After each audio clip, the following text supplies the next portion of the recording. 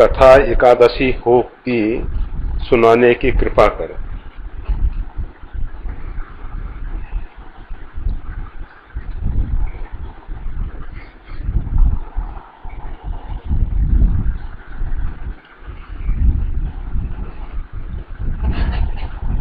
भारतीय ऋषि महर्षियों ने, संत महानुभावों ने देखा कि किस प्रकार से ये मानव जो है अपने जीवन में सुख शांति पा सकता है। सुख शांति पाने के लिए उसके शारीरिक स्वास्थ्य की भी आवश्यकता है और मानसिक स्वास्थ्य की भी आवश्यकता है। हमारा शरीर भी स्वस्थ हो और हमारा मन भी स्वस्थ हो। स्वस्थ शब्द का अर्थ होता है स्व में स्थित होना, अपने स्वरूप में स्थित होना। हमारा शरीर जो है जब विजातीय तत्वों से ज्यादा भर जाता है तो हमारे शरीर में रुग्णता पैदा होती है, रोग आते हैं। रोग आने का मूल कारण क्या है?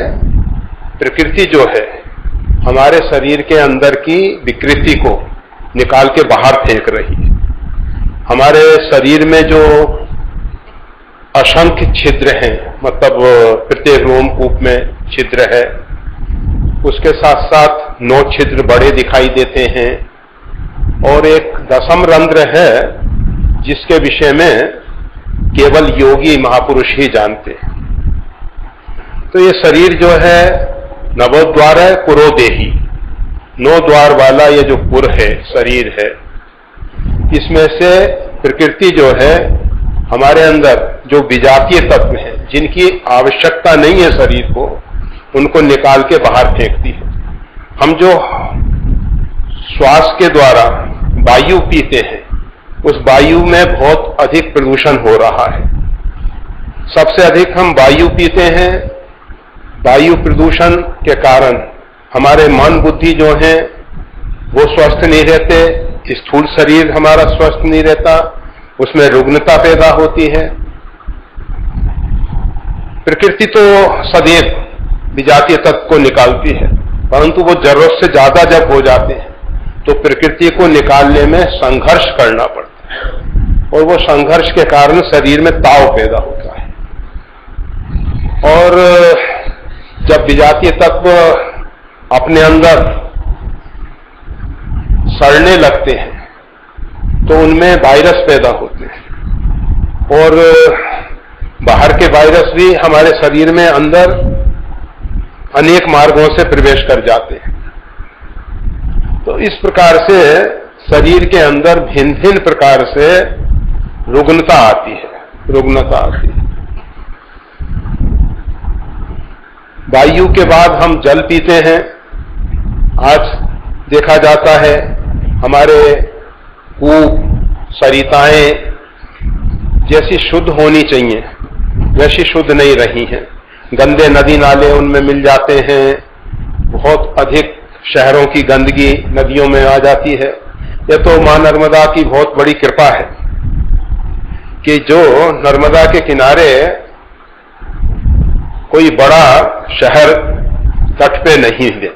एक होशंगाबाद है और वो भी बहुत बड़ा शहर नहीं है।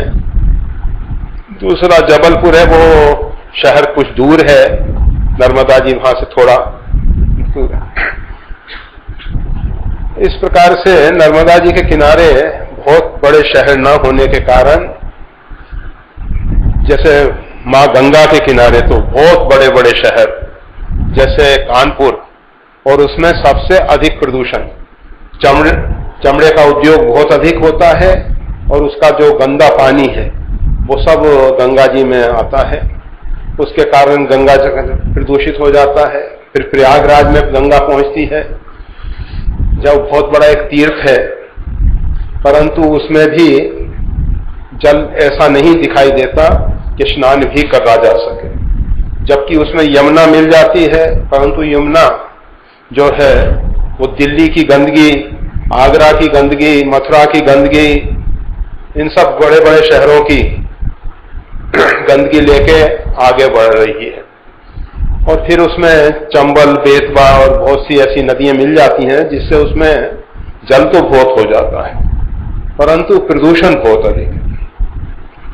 तो आजकल हम सबको जो जल पीने को मिलता है उसमें भी बहुत अधिक प्रदूषण हो रहा है, वो भी हमारे शरीर के अंदर जाता है। और इस प्रकार से शरीर में अनेक प्रकार के विष, उसके बाद हम जो खाद्य पदार्थ ग्रहण करते हैं उनमें भी नाना प्रकार के कीटनाशक औषधियों का प्रयोग करके तैयार किया जाता है, और उसमें जो फर्टिलाइजर और खाद इत्यादि ऐसे यूरिया इत्यादि देते हैं जरूरत से ज्यादा, तो उनसे भी उसमें बहुत कुछ विष होता है। फिर बनाने का ढंग, ये प्रेशर कुकर जिसमें 350-400 डिग्री सेल्सियस पे इतने अधिक तापमान पे भोजन पकता है, उसके जो फाइबर हैं, उसके जो रेशे हैं, वो सब नष्ट हो जाते हैं, फिर वो भोजन हमारे आंतों में चिपकता है। तो इस प्रकार से और भी फिर हम सबको जो रुचि है, हमने परमात्मा के दिए हुए उपहारों को, परमात्मा ने एक बहुत उत्तम उपहार हमको जीभ दी। अभी एक भजन बिना पत्रिका का गा रहे थे, रुचिर रसना तू राम नाम रस। रुचिर रसना, ये जीभ बहुत सुंदर दी है भगवान ने, और इसके दो कार्य हैं। एक तो रसना अर्थात स्वाद लेने का काम। ये स्वाद के पीछे क्या रहस्य है? प्रकृति ने हमको जीभ किस लिए दी? शरीर के अंदर जिस तत्व की कमी हो उस प्रकार का स्वाद हमको अच्छा लगे, इस प्रकार से परमात्मा ने एक व्यवस्था दी थी। अर्थात जिन जिन तत्वों की कमी है वो पदार्थ हमको अच्छे लगेंगे, हम उनकी पूर्ति करेंगे आहार के द्वारा। परंतु होता क्या है, अन्नप्राशन संस्कार के साथ साथ बच्चों की जीभ को हम बिगाड़ना शुरू कर देते हैं। अन्नप्राशन संस्कार के समय बच्चा कोई भी ऐसा पदार्थ नहीं ग्रहण करना चाहता जो शरीर के लिए हानिप्रद है, परंतु धीरे धीरे मिर्च मसाले इत्यादि खिलाते खिलाते जीभ को दग्ध कर दिया जाता है। और भी इससे अधिक हानिकारक चीजें तंबाकू इत्यादि। तंबाकू बहुत अधिक हानिकारक है, परंतु बहुत से भाई बहन ऐसा है जो मुख में तंबाकू रखने के आदी हो रहे हैं। नाना प्रकार से प्रतिबंध लगाया जाता है, रोक लगाई जाती हैं, लिखा जाता है स्वास्थ्य के लिए हानिकारक है, फिर भी ग्रहण कर रहे हैं। तो हम ये बता रहे थे कि हम अपनी खुराक में जल, वायु और जो खाद्य पदार्थ है, नाना प्रकार से विष अपने शरीर के अंदर भर रहे हैं। प्रकृति उस विष को निकालती है, निकालने में जब वो अपने आप को असमर्थ पाती है, पूर्ण रूप में नहीं निकल पाता है, तो शरीर में रोग आते हैं। उन रोगों से बचने के लिए हमारे यहाँ कुछ व्रतों की व्यवस्था दी गई। उसमें एकादशी व्रत, एकादशी व्रत जो है सबसे श्रेष्ठ व्रत कहा जाता है। ये 3 दिन का व्रत होता है। दशमी के दिन एक समय भोजन प्रसाद लें, अर्थात मध्याह्न में। शाम के समय भोजन नहीं लेना है। वैसे भी नित्य प्रति सूर्यास्त के बाद भोजन नहीं करना चाहिए, क्योंकि सूर्य की किरणें जो हैं हमारे भोजन को पचाने में सहयोगी होती है। परंतु बहुत से लोग हैं जो रात्रि में 9-9, 10-10 बजे तक भोजन करते हैं, बहुत से 11-12 भी बजे करते हैं। हमारे यहाँ तो एक संज्ञा दी गई उनको, निशिचर, रात्रि में चढ़ने वाले, रात्रि में जो भोजन करने वाले हैं उनको हम सब कहते हैं निश्चर। दिन में भोजन करना चाहिए, सूर्यास्त के बाद भोजन नहीं करना चाहिए। परंतु एकादशी के दिन तो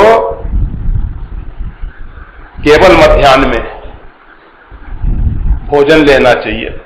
उसके बाद अगर शरीर कमजोर है, हमने बहुत अधिक शरीर में संग्रह नहीं कर रखा है। बहुत से भाई बहन तो बहुत संग्रह करके रखते हैं ना। अब जैसे ये शरीर है काफी संग्रह किया हुआ है, तो इसको कोई जरूरत नहीं है कि शाम को भोजन ले।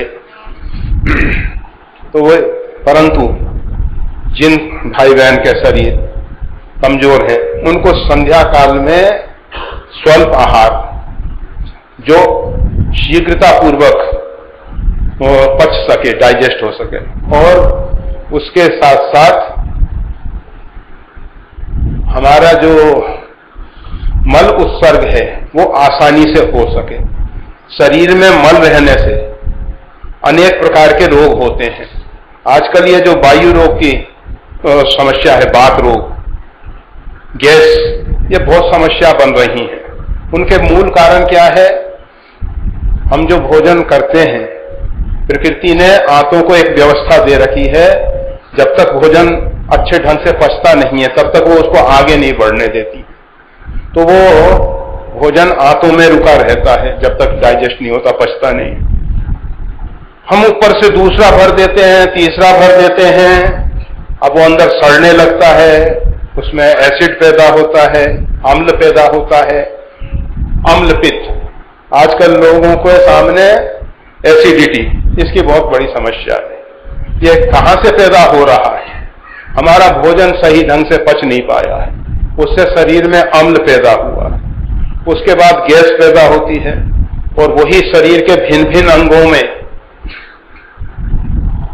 जहां अस्थि और मांस के बीच में स्थान मिलता है, अवकाश मिलता है, वहां प्रवेश कर जाती है, रोग होता है, दर्द होते हैं, बात व्याधि। हम फिर उपचार करते हैं बात व्याधि का, जो मूल कारण है उसको हम दूर नहीं करते। तो हमारे ऋषि महर्षियों ने कहा कम से कम 15 दिन में एक दिन तो जठराग्नि को शांति दी जा सके, इसलिए एकादशी व्रत। दशमी के दिन एक समय आहार ले, संध्या समय ऐसा आहार ले जिससे मन आसानी से उत्सर्ग हो, और प्रातः एकादशी के प्रातः काल मल उत्सर्ग इत्यादि करने के बाद अपना नित्य संध्या उपासना इत्यादि करे, दिन भर भगवान का नाम स्मरण करे, रात्रि में जागरण करे प्रभु का नाम लेते हुए। और फिर द्वादशी के दिन भगवान शालिग्राम का पूजन करके, अथवा जहां शालिग्राम हो वहां से चरणामृत प्राप्त करके, बिना शालिग्राम के चरणामृत नहीं बनता है। शालिग्राम भगवान जो है, शालिग्रामी शिला जो है हिरण्यगर्भ भगवान है, स्वर्ण मिश्रित शिला है। हमारे यहाँ कहा जाता है कि जहां शालिग्राम भगवान का निवास होता है, अर्थात जहां शालिग्राम भगवान की पूजा होती है, भले ही वो म्लेच्छ देश क्यों ना हो, उसमें भी अगर किसी का शरीर का प्रारब्ध पूरा होता है तो उसको दुर्गति नहीं होती है। अर्थात जो हमेशा शालिग्रामी क्षेत्र में शालिग्राम भगवान के जो स्पंदन है, वैसे वो स्वर्ण मिश्रित शिला है, हिरण्यगर्भ भगवान है, और उसमें भिन्न भिन्न प्रकार के स्वरूप होते हैं। चक्रांकित शालिग्राम की महिमा विशेष कही जाती है, और जिसमें 6 चक्र हैं वो तो बहुत विशिष्ट स्वरूप होता है भगवान का। तो शालिग्रामी शिला हो, गोमती चक्र हो, तांबे का पात्र हो, अर्घ्य के द्वारा जल छोड़ा जाए, तुलसी पत्र नीचे रखा जाए, और पुरुष सूक्त का नाद, पुरुष सूक्त के मंत्र, ये मंत्रों का अपना एक बहुत बड़ा प्रभाव होता है। आप एक पौधे को एक गमले में लगाइए, ऐसे दोनों या 3-4 पौधे समान एक ही प्रकार के खाद पानी से परिपूर्ण करके एक ही प्रकार के बीज से तैयार कीजिए, और एक पौधे के पास वेदोक्त मंत्रों का, ये पुरुष सूक्त का नित्य प्रति पाठ करिए। आप देखेंगे उसका जो विकास है, ग्रोथ है, वो अन्य पौधों की अपेक्षा अच्छा होगा। हमें मालूम है ये शरीर राम टेकरी पे मध्य प्रदेश में एक पिछड़ा हुआ क्षेत्र है, उसमें निवास किया है कुछ समय, अभी भी चले जाते हैं वहां। तो वहां एक बार यज्ञ हुआ, पुरानी घटना है, उसमें वहां बिजली और पानी की व्यवस्था नहीं थी, पानी बैलगाड़ियों के द्वारा ऊपर लाया जाता था, कठिनाइयां थी। तो यज्ञ हुआ, यज्ञ में यज्ञशाला के चारों तरफ ये केले के स्तंभ लगाए गए और 9 दिन तक वो हरे रहे, इसलिए उसमें पानी इत्यादि देते रहे। उसके बाद ये शरीर हिमालय केदारनाथ चला गया।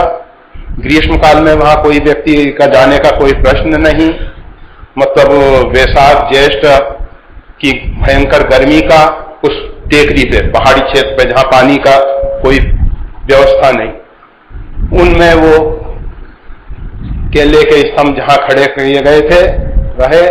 फिर उसके बाद वर्षा ऋतु आई, जब ये शरीर पुनः कार्तिक मास में वहां पहुंचा तो उसमें बहुत से केले के पेड़ हरे दिखाई दिए। ये सब मंत्रों की, यज्ञ की महिमा है। मतलब यज्ञात् भवन्ति पर्जन्या, पर्जन्यादन संभव, गीता में भगवान कहते हैं। तो मंत्रों की बड़ी महिमा है। तो शालिग्राम भगवान को मंत्रों के द्वारा, पुरुष सूक्त के मंत्रों के द्वारा स्नान इत्यादि कराया जाए, गरुड़ घंटी की नाद हो, इस प्रकार से 9 वस्तुओं के मिलने से चरणामृत बनता है। तो द्वादशी के दिन भगवान शालिग्राम का पूजन करके चरणोदक लेना चाहिए और फिर आए हुए अतिथि को अथवा किसी तपस्वी त्यागी पुरुष को अथवा कोई भी जरूरतमंद हो उसको भोजन करा के फिर भोजन करना चाहिए। तो इस प्रकार से एकादशी का व्रत 3 दिन में पूरा होता है। एकादशी के दिन पूर्ण रूप में निराहार रहना चाहिए, जल नहीं लेना चाहिए। बहुत से भाई बहन ऐसे हैं कि जो बिना जल के नहीं रह सकते हैं तो केवल जल ले लें, और अगर उतने से भी नहीं रहा जा सकता तो उसमें कुछ नींबू पानी इत्यादि ले लें, और अगर उससे भी नहीं रहा जा सकता तो अगर संभव है तो शुद्ध गाय का दूध, देसी गाय का शुद्ध दूध, अर्थात बछड़े ने अथवा उसके बच्चे ने पीने के बाद जो दूध छोड़ दिया है, अर्थात तृप्त होने के बाद, बच्चा जब तृप्त हो गया है, बच्चे को जितनी आवश्यकता है उतना दूध उसको मिल चुका है, और बिना किसी आजकल तो क्या करते हैं, दूध बढ़ाने के लिए हार्मोन्स के इंजेक्शन वगैरह देके गायों का शोषण किया जाता है। तो इस प्रकार की व्यवस्था ना हो। जो स्वाभाविक गाय के थनों में ज्यादा दूध आ गया है उसकी खुराक इत्यादि के कारण, और बच्चा उसको पिएगा तो उसको तकलीफ होगी, बच्चे से बचा हुआ जो दूध है वो सात्विक दूध है। इस प्रकार का दूध अगर मिले तो दूध और पानी का सेवन किया जा सकता है। और फिर कहो कि भाई हम सब तो ठीक है, फिर एकादशी व्रत नहीं है, केवल अन्न दोष से बचने के लिए फलाहार करो, जैसे अभी आप सब जाके करोगे। तो व्रत में किसी प्रकार का आहार नहीं लेना है, किसी प्रकार का, ना तो फलाहार ना अनाहार। तो ये एकादशी व्रत होता है। अब एकादशी व्रत में तिथि को एकादशी ही क्यों चुना गया? दूसरी तिथियां भी थीं, उनको भी चुना जा सकता था। हमारे ऋषि महर्षियों ने ध्यानावस्थित होके इस प्रकृति के रहस्यों को जाना। आप सब देखते हैं ज्योतिष विद्या, यह भारत की एक बहुत प्राचीन विद्या है। गणित जो है भारत की विद्या है जो पूरे विश्व में गया है, ऐसा पाश्चात्य राष्ट्र भी इस बात को स्वीकार करते हैं कि गणित जो है भारत की ही देन है। और आप सब जानते हैं, और अंग्रेजी महीनों के नाम में सितंबर सप्तम, अक्टूबर अष्टम, नवंबर नवम, दिसंबर दशम, इस प्रकार से, और ये जो शेष नाम हैं वो कुछ जैसे जूलियो अगस्ट राजाओं के नाम पे और दूसरे दूसरे नाम पे रख दिए गए हैं, परंतु केवल हम ये बताना चाहते थे कि भारत में जो गणित विद्या है, ज्योतिष विद्या है, हमारे यहाँ एक से एक विद्वान महापुरुष हुए जिन्होंने एक खगोल, आकाश में जो निहारिकाएं हैं, तारे हैं, पिंड हैं, तारों के इर्द गिर्द घूमने वाले ग्रह, ग्रहों के इर्द गिर्द घूमने वाले उपग्रह, इन सब की गणना अपने मन के द्वारा जानी और उसका ठोस प्रमाण आप देखते हैं कि ज्योतिष विद्या आज से 100 साल बाद आने वाले ग्रहण को आज बता सकता है कि ग्रहण इस समय होगा, सूर्य ग्रहण, चंद्र ग्रहण। ये जो नक्षत्र उदय होते हैं जिनके आधार पे हमारे महीनों के नाम हैं, चित्रा चैत्र पूर्णमासी को उदय होता है पूरब में, इसलिए उसका नाम चैत्र है। विशाखा पूर्णमासी को उदय होता है, इसलिए हमने उसका नाम बैसाख रखा। ज्येष्ठा ज्येष्ठ महीना, आषाढ़ा आषाढ़ महीना, श्रवण श्रावण मास हुआ। इस प्रकार से भाद्रपद और फिर अश्विन, कार्तिक मतलब कृत्तिका नक्षत्र से कार्तिक महीना बनता है, मृगशिरा से मार्गशीर्ष बनता है और मघा से माघ बनता है। वैसे अभी सूर्य का नक्षत्र भी मघा चल रहा है। तो हम बता रहे थे कि हमारे ऋषि महर्षियों ने ज्योतिष के विषय में बहुत गहन अध्ययन किया। ये जो तिथि वार इत्यादि हैं, ये काल्पनिक नहीं है, इनके पीछे पूरी ज्योतिष विद्या है। हमारा शरीर का जो मन है, चंद्रमा मनशो जातश्च चक्षो सूर्यो अजायत, मन का देवता चंद्रमा है और शरीर जो है उसमें बहुत अधिक भाग जल का है, लगभग 70 से ऊपर और 80 से नीचे, इतना परसेंट, 70% से 80% के बीच का जो है शरीर में इतना जल तत्व है हमारे। अब उस जल पे उस चंद्रमा का असर होता है। इसी प्रकार से हमारे मन पे, कि शरीर के अंदर जो जल है उसके ऊपर असर होता है। उसके हिसाब से एकादशी तिथि को उस स्थिति में पाया गया कि जिस स्थिति में हमारे ज्ञान तंतुओं को ज्ञान और वैराग्य से संयुक्त भक्ति की ओर लगाया जा सके, इसलिए उन लोगों ने एकादशी तिथि का चयन किया। तो तिथियों में भी एकादशी तिथि जो है अपने आप में बहुत अच्छी तिथि है, जिसके द्वारा हमारी मानसिक स्थिति पे भी बहुत असर होता है। और आपको बताया, शरीर की स्वस्थता के लिए तो व्रत है ही, उसके साथ साथ जो हमारी मानसिक रुग्णता है, इसका अगर हम वर्णन करेंगे बहुत लंबा समय हो जाएगा। फिर भी संक्षेप में, जैसे शरीर के अंदर कफ पित्त वात अगर साम्य अवस्था में होते हैं शरीर निरोग होता है, और अगर वो विषम अवस्था में होते हैं, जरूरत से कम ज्यादा होते हैं, तो शरीर में रुग्णता आती है। इसी प्रकार से काम वात कफ लोभ अपारा क्रोध पित्त नित छाती जारा, यह काम जो है वात रोग है मानसिक रोग में, क्रोध जो है पित्त रोग है। जब पित्त की विषमता हो, वात कुपित हो, अर्थात किसी अंग विशेष में वात कुपित हो जाता है, रुक जाता है, तो शरीर में रुग्णता आती है। तो इसी प्रकार से हमारे मन में ये काम क्रोध लोभ, ये 3 बड़े रोग हैं। इनके द्वारा फिर असंख्य रोग पैदा होते हैं मानसिक। अहंकार अति दुखद डमरुआ। तो इस प्रकार से रामचरितमानस में इन रोगों का बहुत वर्णन किया गया है, और इन रोगों से अधिकांश लोग, मतलब लगभग सभी लोग पीड़ित हैं मानसिक रोग से, परंतु उनको देखने वाले कम लोग हैं, उनको समझने वाले कम लोग हैं। भारतीय तो पशु पक्षी भी इस विषय में विचार की है। गरुड़ और काकभूषण जी ने इस विषय में चर्चा की है। मतलब भारतीय पशु पक्षी भी मानसिक रोग के विषय में सोचते थे। एक ऐसा समय था। आज मानव जो है अपने आप को समझदार कह रहा है, परंतु वो इन रोग इत्यादि के विषय में असावधान है। वो जागरूक नहीं है जिस प्रकार की जागरूकता होनी चाहिए।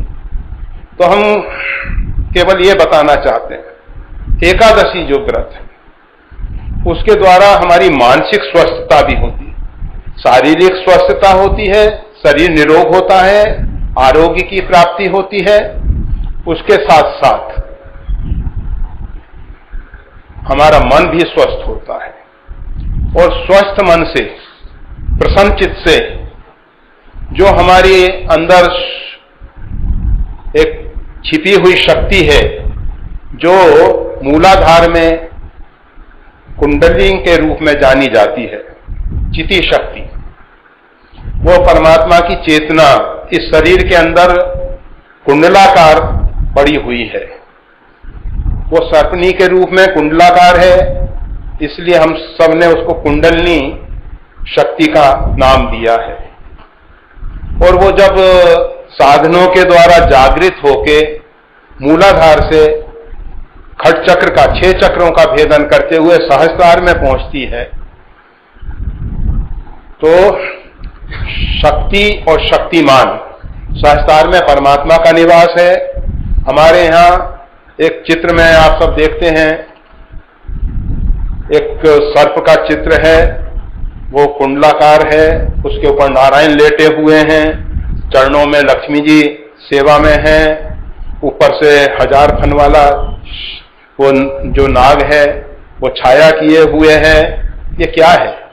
ये शरीर के अंदर सहस्त्रार में जो 1000 फन के नीचे भगवान नारायण विराजमान हैं, वो लक्ष्मी जो भूदेवी और श्रीदेवी जो पृथ्वी तत्व को, वो चिति शक्ति जो कुंडलनी शक्ति है मूलाधार अर्थात पृथ्वी तत्व से, तो ये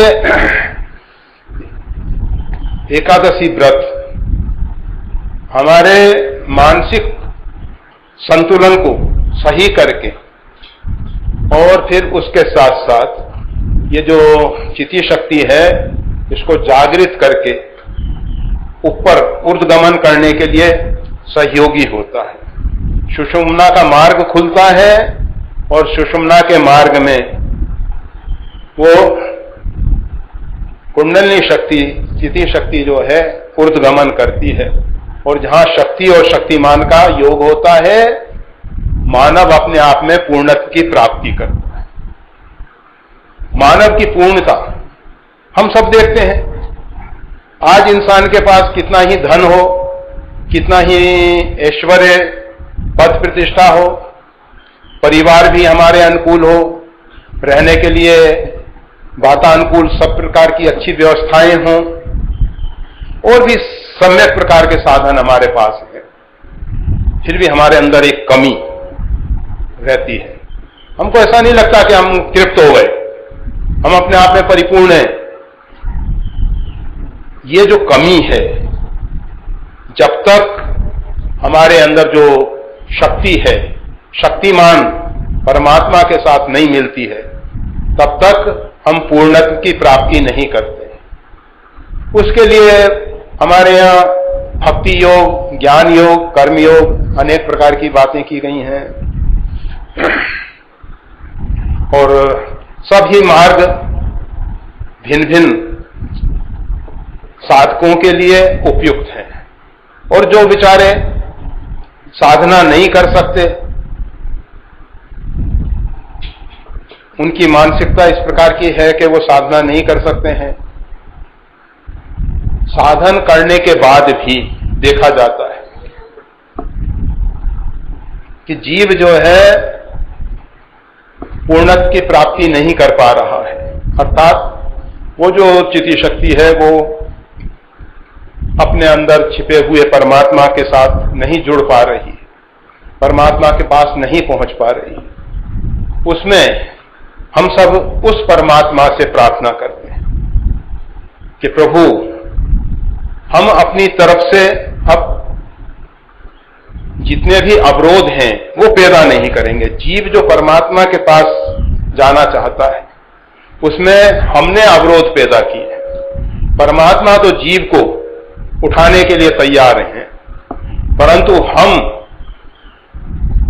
बहुत कठोर बन के परमात्मा और हमारे बीच में कुछ अवरोध पैदा कर रहे हैं और उन अवरोधों के कारण हम परमात्मा तक नहीं पहुंच पाते। तो हमारे यहाँ ये जो शरणागति योग है, भक्ति योग है, इसमें परमात्मा के लिए समर्पण किया जाता है, परमात्मा का आश्रय लिया जाता है और परमात्मा का आश्रय लेके हम अपने आप को ढीला छोड़ देते हैं। हम अपने खिड़की दरवाजे खोल देते हैं, सूर्य का प्रकाश, पवन आसानी से आ सके। इसी प्रकार से हम अपने मन बुद्धि के द्वार खोल के परमात्मा से अपेक्षा करते हैं कि परमात्मा हमारे अंदर प्रविष्ट होके हमारे अंदर की जो छिपी हुई शक्ति है उसको जागृत करके हमारे अंदर पूर्णत्व की उपलब्धि कराएं। परंतु उसके लिए हम परमात्मा से कोई आग्रह नहीं करते। भक्ति योग में कोई आग्रह नहीं है, दुराग्रह का तो प्रश्न ही नहीं है, परंतु किसी प्रकार का आग्रह भी नहीं है। और हम परमात्मा से निवेदन करते हैं कि प्रभु, बस आप हमारे अंदर प्रविष्ट हो जाएं। हम अपने आप को आपके प्रवेश करने के लिए ढीला छोड़ रहे हैं। तो ये भक्ति मार्ग में शरणागति योग, समर्पण, उसके लिए ये जो एकादशी व्रत है बहुत अधिक सहयोगी होता है। तो एकादशी व्रत की जो महिमा है बहुत अधिक है अन्य व्रतों की अपेक्षा। वैसे तो सभी व्रत शरीर के लिए अच्छे हैं और शारीरिक स्वास्थ्य के लिए, मानसिक स्वस्थता के लिए भी अच्छे हैं, परंतु एकादशी व्रत जैसा कोई व्रत नहीं है। इसलिए क्योंकि यह नारायण का व्रत है। हमारे यहां त्रिदेव की बात कही जाती है। ब्रह्मा सृष्टि का सृजन करते हैं, विष्णु पालन करते हैं, शिव रुद्र संहार करता देव हैं। हमारे अंदर शरीर का सृजन तो हो चुका है, अब हमको जरूरत है उस नारायण की जिसके द्वारा हम शरीर के सम्यक प्रकार के विकास के साथ साथ अपना अध्यात्म में आगे बढ़े। अध्यात्म और कुछ नहीं है। अर्जुन ने पूछा किम अध्यात्म, प्रभु भगवान श्री कृष्ण से अर्जुन प्रश्न करता है कि भगवान ये अध्यात्म क्या है। भगवान कहते हैं स्वभावो अध्यात्म उच्यते। स्वभाव, अपने आप को पहचानो। हम हाड़ मांस के पुतला नहीं है। इस जीव ने असंख्य शरीर धारण किए और भविष्य में भी हम कितने धारण करेंगे उनकी कोई गिनती नहीं है। और इसमें हमको जो वर्तमान जीवन मिला है उसका कोई ऐसा निश्चय भी नहीं है कि हमको अमुक आयु तक जीना है। कहा जाता है एक कमल पुष्प में एक भंवर जो है मकरंद पान कर रहा था, बड़ा अच्छा लग रहा था उसको कमल पुष्प में मकरंद पान करते में। कमल पुष्प संध्या के बाद, सूर्यास्त होने के बाद संपुटित हो जाता है।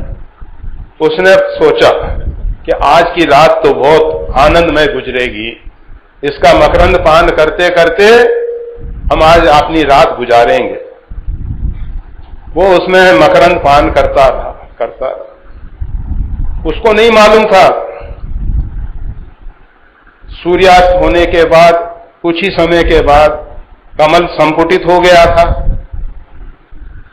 एक मतवाला हाथी उधर आया, उस जलाशय पे आया, उसने कमल को तोड़ा अपनी सूंड से और जय श्री राम। अब वो जो ख्वाब देख रहा था उसके ख्वाब वहीं के वहीं सब पड़े रह गए। ये उस भंवर की कहानी नहीं है, ये हम सब की कहानी है। हम सब सोचते हैं कि इतने भोगों को हमने भोग लिया, इतने भोग और भोगते हुए आनंदित जीवन जिएंगे, परंतु पता नहीं हम उन विषयों में डूबे हों, उसी समय काल आके हमारी गर्दन दबा देगा, मतलब आयु हमारी पूरी हो जाती, पता भी नहीं लगता है हमको।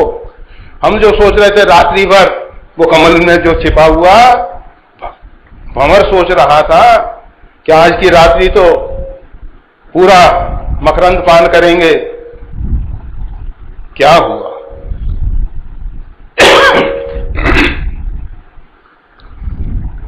तो हम बता रहे थे, निश्वासे नहीं विश्वासा कदा रुद्धो भविष्यति, इस श्वास का कोई विश्वास नहीं है कि भविष्य में कब रुक जाएगी।